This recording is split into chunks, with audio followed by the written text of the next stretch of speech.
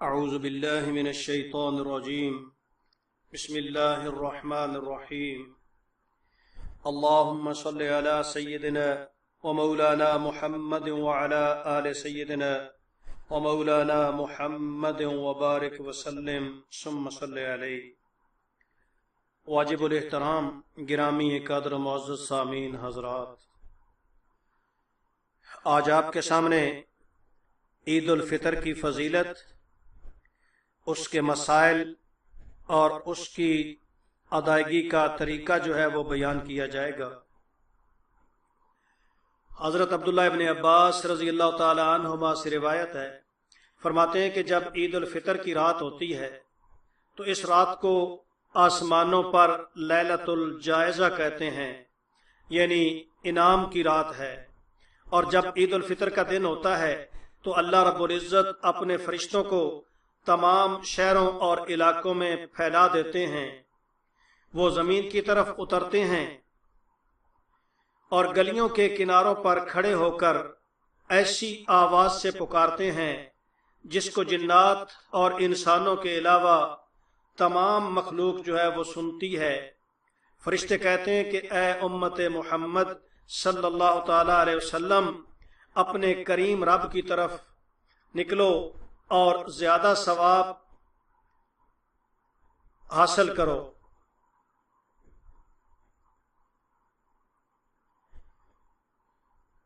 اور جب یہ لوگ عیدگاہ کی طرف جاتے ہیں تو اللہ رب العزت فرشتوں سے ارشاد فرماتے ہیں کہ اے میرے فرشتوں، وہ عرض کرتے ہیں کہ لبیک ربنا، اے ہمارے رب ہم حاضر ہیں۔ تو اللہ رب العزت ارشاد فرماتے ہیں کہ جب کوئی مزدور عمل کرے تو اس کی مزدوری کیا ہونی چاہیے؟ فرشتے عرض کرتے ہیں کہ یا اللہ، اے ہمارے پروردگار، اے ہمارے مالک، اے ہمارے مولا، اس کو پورا پورا اجر ملنا چاہیے۔ نبی کریم صلی اللہ تعالی علیہ وسلم نے ارشاد فرمایا کہ اللہ جل جلالہ ارشاد فرماتے ہیں کہ اے میرے فرشتوں، میں تمہیں گواہ بناتا ہوں کہ میں نے ان کو رمضان المبارک کے روزوں اور قیام کا ثواب اپنی رضا اور بخشش کی صورت میں عطا فرما دیا۔ پھر اللہ رب العزت ارشاد فرماتے ہیں کہ اے میرے بندو، مجھ سے مانگو، مجھے اپنی عزت و جلال کی قسم، مجھے اپنی علو شان کی قسم، مجھے اپنی کبریائی کی قسم، آج تم اس جماعت میں مجھ سے اپنی آخرت کے لیے جو کچھ مانگو گے میں تمہیں ضرور عطا کر دوں گا، اور دنیا کے لیے بھی جو کچھ مانگو گے وہ بھی عطا کروں گا۔ مجھے اپنی عزت و جلال کی قسم، میں تمہاری لغزشوں پر پردہ ڈالتا رہوں گا جب تک تم میرے احکام کی حفاظت کرو گے، اور میں تمہیں ان لوگوں کے درمیان کبھی ذلیل و رسوا نہیں کروں گا جن پر حد واجب ہو گئی ہے۔ بخشش حاصل کرتے ہوئے واپس اپنے گھروں کو لوٹ جاؤ، مجھے تم نے راضی کر دیا ہے اور میں تم سے راضی ہو گیا ہوں۔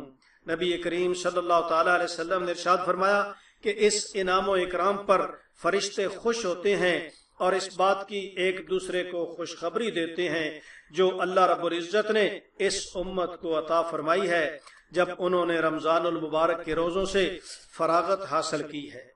تو یہ تو عید الفطر جو ہے اس کی فضیلت کے متعلق ہے کہ اسے لیلۃ الجائزہ کہا جاتا ہے، انعام کی رات ہے، اللہ رب العزت انعام عطا فرماتے ہیں۔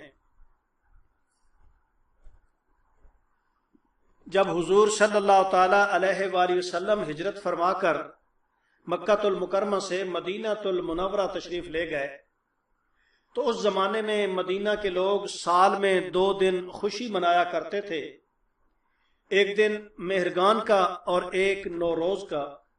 تو نبی کریم صلی اللہ تعالی علیہ وسلم نے ارشاد فرمایا کہ یہ کیسے دن ہیں؟ تو صحابہ نے عرض کی کہ یا رسول اللہ، جاہلیت میں ہم ان دنوں میں خوشی کرتے تھے۔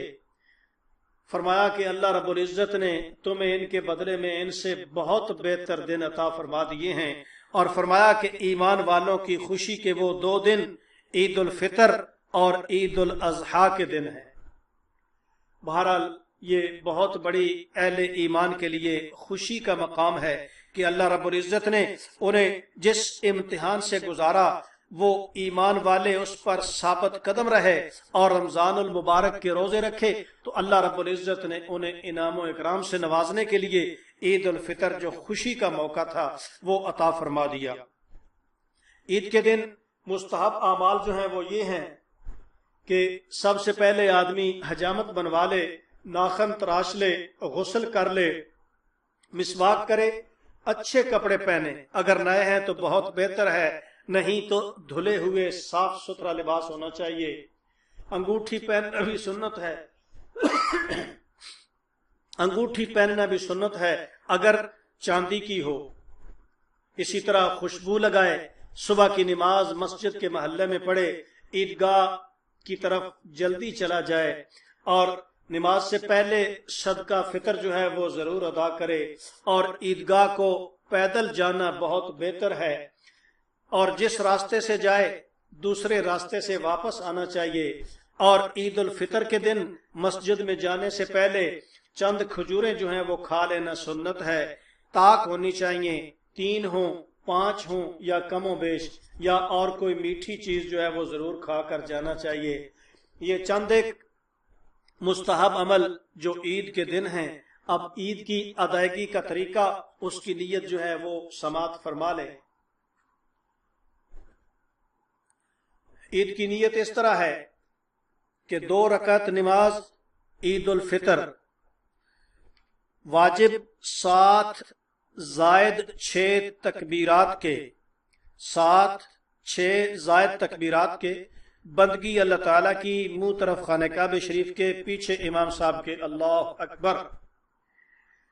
جب نیت کر لی تو اللہ اکبر کہہ کر ہاتھ جو ہیں وہ ناف پر باندھ لے اور ثنا پڑھ لے، سبحانک اللہم و بحمدک و تبارک اسمک و تعالی جدک ولا الہ غیرک۔ جب اتنا پڑھیں گے تو امام صاحب تکبیر کہیں گے، تکبیر کے ساتھ کانوں کو ہاتھ لگانے ہیں، ہاتھ اٹھا کر کانوں کو لگانے ہیں اور تکبیر بھی ساتھ کہنی ہے۔ اللہ اکبر کہہ کر کانوں کو ہاتھ لگائیں اور ہاتھوں کو نیچے چھوڑ دیں، پھر دوسری تکبیر کہہ کر کانوں کو ہاتھ لگائیں اور ہاتھ چھوڑ دیں، تیسری تکبیر کہہ کر کانوں کو ہاتھ لگائیں اور ہاتھ باندھ لیں۔ اس کے بعد قرات ہوگی، فاتحہ ہوگی، سورت پڑھی جائے گی، رکوع ہوگا، 2 سجدے ہوں گے، پھر امام صاحب دوسری رکعت کے لیے کھڑے ہو جائیں گے۔ دوسری رکعت میں پہلے الحمد شریف پڑھی جائے گی، اس کے بعد سورت پڑھی جائے گی۔ سورت سے فارغ ہونے کے بعد رکوع جانے سے پہلے امام صاحب تکبیر کہیں گے تو وہ رکوع کی تکبیر نہیں ہوگی بلکہ وہ اضافی تکبیر ہوگی، کانوں کو ہاتھ لگانے ہیں، ہاتھ چھوڑ دینے ہیں۔ پھر دوسری تکبیر ہوگی اللہ اکبر، کانوں کو ہاتھ لگائیں اور ہاتھ چھوڑ دیں۔ پھر تیسری تکبیر ہوگی کانوں کو ہاتھ لگائیں اور ہاتھ چھوڑ دیں، یعنی تیسری تکبیر کے بعد بھی ہاتھ باندھنے نہیں بلکہ ہاتھ چھوڑ دینے ہیں۔ اور چوتھی تکبیر ہوگی تو رکوع میں چلے جائیں، اس کے بعد رکوع ہوگا، سجدے ہوں گے، التحیات ہوگی، دونوں طرف سلام ہوگا۔ تو نماز کی ادائیگی کے بعد خطبہ سننا بھی واجب ہے۔ امام صاحب خطبہ دیں گے، اس کے بعد تمام احباب کے لیے، اہل ایمان کے لیے، پوری مسلمانوں کے لیے، مرحومین کے لیے دعائے مغفرت ہوگی، دعا ہوگی۔ پھر اس کے بعد دعا کے بعد آپ آپس میں پیار اور محبت سے ملیں، ایک دوسرے کو مبارکباد دیں۔ اللہ رب العزت نے اتنا عظیم مرتبہ، مقام بلند جو ہے وہ عطا فرما دیا، اور اتنا عظیم المرتبت دن عید الفطر والا وہ نصیب فرمایا ہے۔ تو یہ خوشی کا موقع ہے اہل ایمان کا، لیکن خوشی جو ہے وہ حدود کے اندر رہ کر ادا کی جائے۔ حد سے آگے اسلام نے جو اجازت نہیں دی وہاں تک نہیں جانا چاہیے۔ دعا ہے اللہ رب العزت ان احکامات کو سمجھنے اور نیک کام کرنے کی توفیق عطا فرمائے۔ اللہ رب العزت ہمیں ہزاروں ایسی عیدیں اور خوشیاں نصیب فرمائے۔ حسبنا اللہ و نعم الوکیل، علی اللہ توکلنا۔